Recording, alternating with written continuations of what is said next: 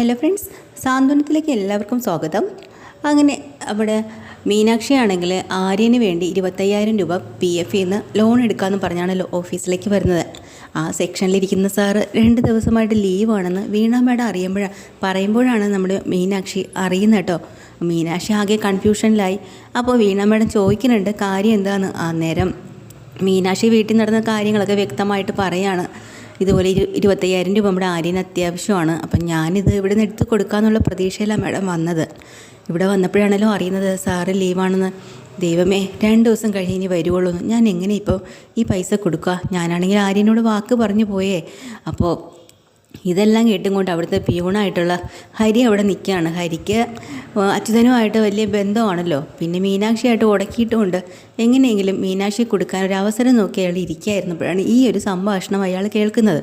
വീണ madam മീനാക്ഷിയോട് പറയാണ്, മീനാക്ഷി അതിനിപ്പോൾ എന്തിനാണ് സങ്കടപ്പെടുന്നത്? ഒരു 25,000 രൂപയുടെ കാര്യമല്ലേ ഉള്ളൂ, ഞാൻ തന്നാൽ പോരെ? അയ്യോ മാഡം, അത് കുഴപ്പമില്ല. പക്ഷേ എൻ്റെ കയ്യിലിപ്പോൾ ഇല്ല, വീട്ടിലാണ് പൈസയുള്ളത്. അവിടെ ചെന്ന് കഴിഞ്ഞാൽ ഹസ്ബൻഡ് വീട്ടിലുണ്ട്. 25,000 രൂപ അവിടെ നിന്ന് എടുത്ത് തരും.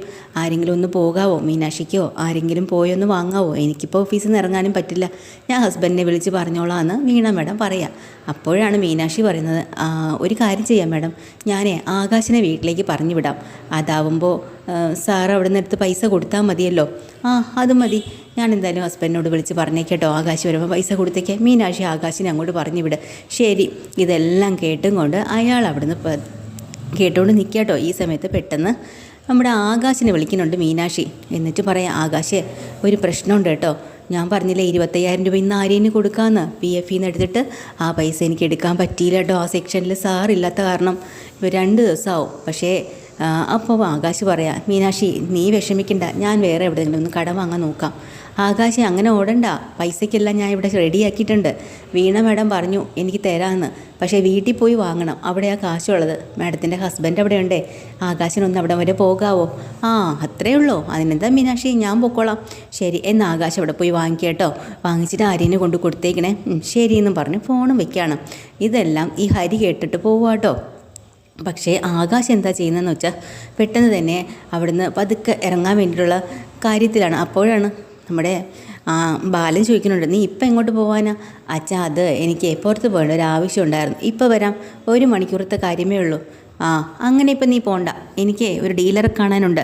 പച്ചക്കറിയും ലോഡും കാര്യങ്ങളൊക്കെ ഇപ്പം ഇവിടെ എത്തും, എടുത്തു വയ്ക്കാനൊക്കെ ആൾ വേണം. ഇവിടെ ധർമ്മൻ മാത്രമല്ലേ ഉള്ളൂ, അറിയാമല്ലോ നിനക്ക്. ഞാൻ എന്തായാലും ഡീലറെ കണ്ട് പോയിട്ട് വരട്ടെ. 1 മണിയൊക്കെ ആകുമ്പോൾ ഞാൻ ഇങ്ങെത്തും. അത് കഴിഞ്ഞ് നിനക്ക് പോയി വാങ്ങാം. ഉച്ച കഴിഞ്ഞ് വാങ്ങാൻ മതിയോ? ശരി, എന്നാൽ പിന്നെ ഉച്ച കഴിഞ്ഞ് വാങ്ങാം എന്ന് പറഞ്ഞിട്ട് മീനാക്ഷി ഈ കാര്യം ആകാശ് വിളിച്ച് പറയാട്ടോ. ഞാനേ അച്ഛനിപ്പോൾ ഇറങ്ങാൻ സമ്മതിച്ചില്ല, ഉച്ച കഴിഞ്ഞ് വാങ്ങിച്ചാൽ മതിയോ? മതി ആകാശേ, പതുക്കെ പോയി വാങ്ങിച്ചാൽ മതി, ഇന്ന് തന്നെ വാങ്ങണമെന്നേ ഉള്ളൂ. ശരി എന്നും പറഞ്ഞ ഒരു ഫോണും വെക്കാട്ടോ.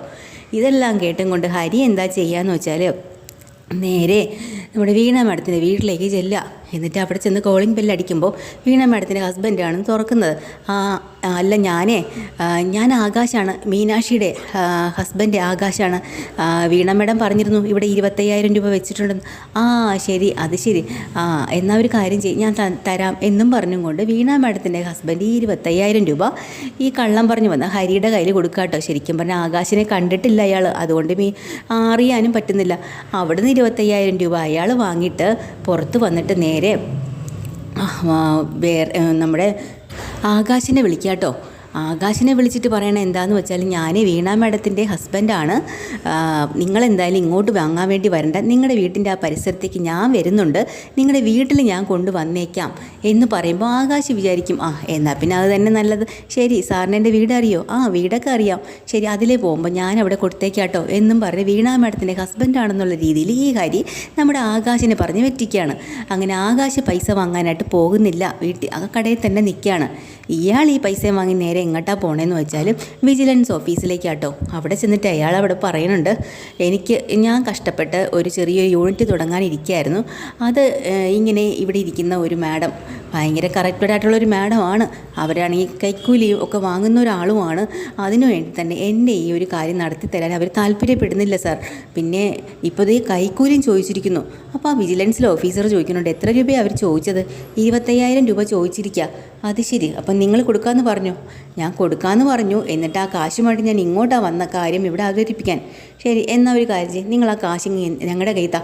അങ്ങനെ 25,000 രൂപ അവരുടെ കൈ കൊടുക്കുമ്പോൾ അവർ ഇതിൻ്റെ അകത്ത് ഒരു പൊടി ചേർക്കുന്നുണ്ട് കേട്ടോ. എന്നിട്ട് തിരിച്ച് ഇയാളുടെ കയ്യിൽ തന്നെ കൊടുത്തിട്ട് പറയാം, നിങ്ങൾ ഈ പൈസ എവിടെ കൊടുക്കാനാണ് മീനാക്ഷി മാഡം പറഞ്ഞത്? അവരുടെ വീട്ടിലെത്തിക്കാനാണ് പറഞ്ഞത്.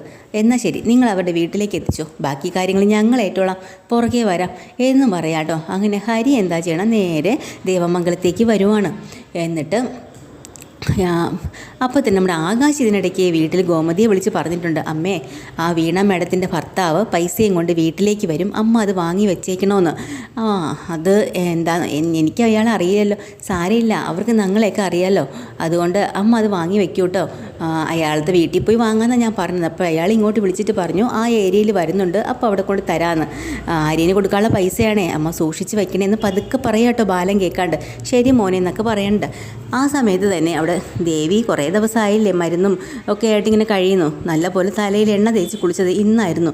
കുളിച്ച് വന്നുടനെ മുടിയൊക്കെ കെട്ടി വെച്ചിരിക്കുന്ന കാരണം ഗോമതി കുറച്ച് ഉപദേശിക്കുന്നുണ്ട് കേട്ടോ, മോളെ ഇങ്ങനെ കുളിച്ചുടനെ മുടിയൊന്നും കെട്ടി വെക്കരുത്, നീ അതുമല്ല നീ കുറച്ച് നാളായില്ലേ നീ തലയൊക്കെ കുളിച്ചിട്ട്, അപ്പോൾ ഇങ്ങോട്ടെടുക്കുക, തല നന്നായിട്ട് തിരുമണം, അസുഖമൊന്നും വരാൻ പാടില്ല എന്നൊക്കെ പറഞ്ഞ് മുടിയൊക്കെ നന്നായിട്ട് ചീകിയും തുടച്ചും ഒക്കെ കൊടുക്കുന്നതിനിടയ്ക്ക് പറയാം കേട്ടോ, മോളൊരു കാര്യം അറിഞ്ഞിരുന്നോ?